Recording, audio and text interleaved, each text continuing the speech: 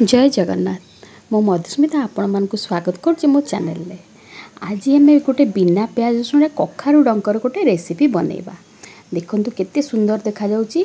आम एटा को बिना प्याज रसुण बनैबा। मो एमती कखारू डंक नहीं जाइची, कखारू पत्र आउ डंक मिसेकी नहीं। तादरे आम कखारू जह्नी बैगण आउ गोटे आलू और किछि कोरा नड़िया एमती मु कखारू पत्र गुड़ा को बाछि देइची। तापरे तापे से परिबा जो देखैथिली आपण मानको से गुड़ा काटी देइची सब छोट छोट करिकी।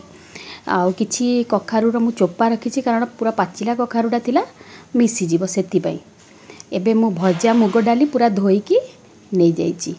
एबे गोटे प्रेशर रे आमे ताकू करिबा। आमे प्रेशर को गरम करिकी तादरे किछि अल्प रिफाइन तेल नेबे आउ गोटे सुखिला लंका अल्प जीरा ताकू फुटे दबा।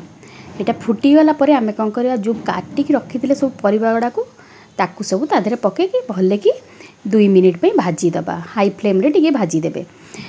भाजी गला पर आमे कोन करबा तादरे जो आमे मुग डाली धोई की रखिथिले आ सागो जो काटी की रखिथिले से सब को आधरे पके दबा। प्रथमे तो आमे सागो को भले कि सफा करी धोई दबा आ काटी दबा छोट छोट करी।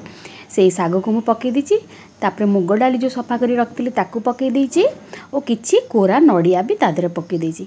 एबे आमे ताकू टिके कोन करबा अल्प हलदी और स्वाद हिसाब रे लूण पकईकि आमे ताकू भलरे गोळेई दबा टिके समय पाई 1 मिनिट पाई हाई फ्लेम रे ही।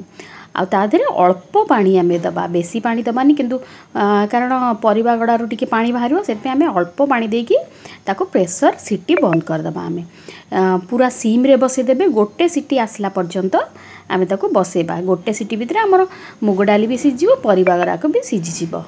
आपण चाहिले एटा को एमती पछरे भी बघारी परिबे। खाली सिझेई की पछरे जीरा लंका देकी आपण बघारी परिबे। एबे देखंतु प्रस्तुत ही जे हमर मुग डाली दिया कखारू डंक।